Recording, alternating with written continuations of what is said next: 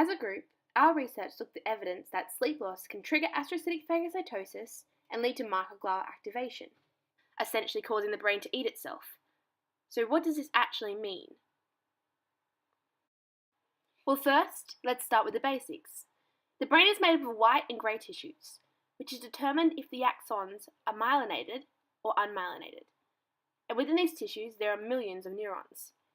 Neurons are the cells through which neural messages are sent. Action potentials that travel along the axon to the axon terminals, and then onto the dendrites of the adjacent neuron. These neural pathways allow for every thought, action, and process in the body. Within the central nervous system are specialized cells that provide support and protection for neurons. One of the main functions of these cells is to remove debris and damaged neuron from axon sites to ensure the full functioning of the central nervous system. These are called glial cells. The two main types of glial cells are astrocytic cells and microglial cells. Astrocytes are star-shaped cells which surround the neurons in the brain and spinal cord and are the most common cell in the human brain.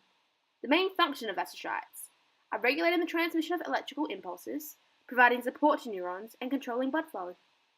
They also play a small role in the pruning of synapses, which is essentially a small-scale phagocytic process that refines and ensures synapses functioning. In the diagram, you can see the role that astrocytes play in connecting neurons to the blood supply from the capillaries. Microglial cells are specialized cells which mediate immune responses in the central nervous system by acting as macrophages. They play an important role in maintaining the health of the CNS through clearing cellular debris and dead neurons via the process of phagocytosis. They are elongated cells, which occur throughout the brain tissue, appearing wherever they are required. Phagocytosis is a process by which specific living cells ingest or engulf other cells or particles through the process of vehicle transportation. A capsule is used to encapsulate the debris and move it into the center of the phagocytic molecule, to then be broken down by the lysosomes.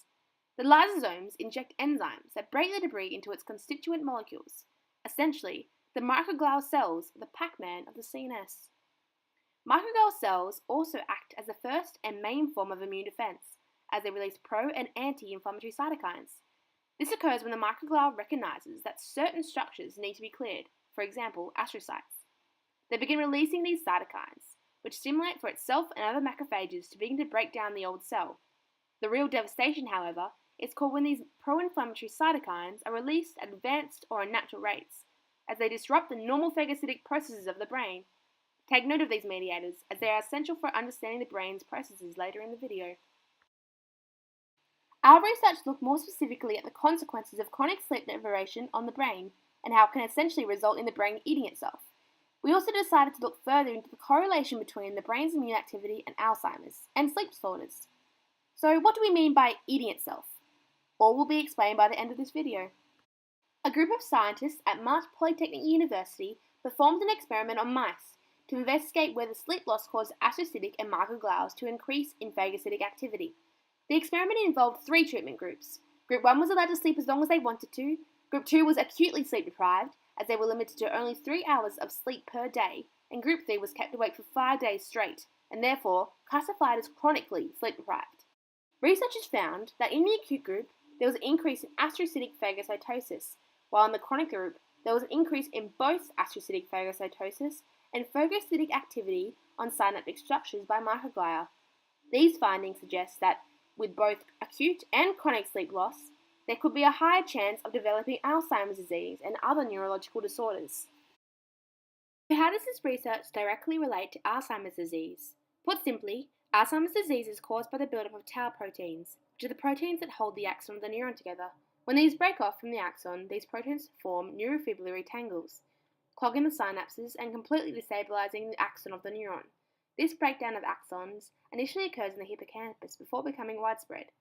One of the main functions of the astrocytes is to stabilize the neurons in the brain. The increased clearing of astrocytes by microglia increases the risk of neurofibrillary tangles occurring.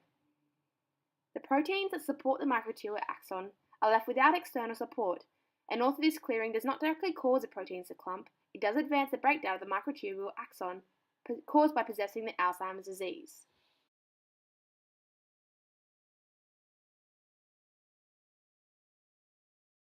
In terms of sleep disorders, we chose to look at how irregular immune activity can lead to sleep disorders.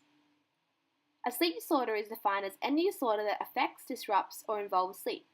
Two disorders that we'll be focusing on are narcolepsy and sleep apnea.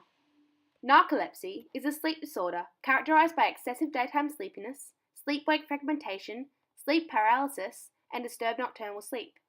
This disorder is triggered by both genetic heritability and environmental factors and results in microglial dysfunction. This subsequently leads to a defect in the recognition and consequent phagocytic activity on damaged cells by the microglia, and thus prevents resolution of acute inflammation, as a phagocytic activity just exacerbates the already acute inflammation. In the case of sleep apnea, this sleep disorder is due to airways not being supported, often due to obesity. The restriction of the airway results in rapid hypoxia and rapid reoxygenation, as a cycle of oxygen catch-up ensues. Basically, the limited oxygen and increased CO2 concentrations due to the blocking of the airway results in sudden rapid breathing and a rapid increase in O2 and sudden decrease in CO2. This rapid changing of blood CO2 and O2 concentrations causes the formation of reactive oxygen species. This subsequently leads to immune activation, which can be observed by the release of pro-inflammatory cytokines by microglia. As mentioned previously, this release of pro-inflammatory cytokines plays an integral role as a function of microglia and consequently leads to the phagocytosis of brain cells. In conclusion, there is strong evidence that chronic sleep loss can trigger astrocytic phagocytosis and lead to microglial activation in the brain. This excessive microglial activation can cause serious damage to the brain and is linked to a range of brain disorders. So, remember, catch up on your sleep before your sleep catches up on you.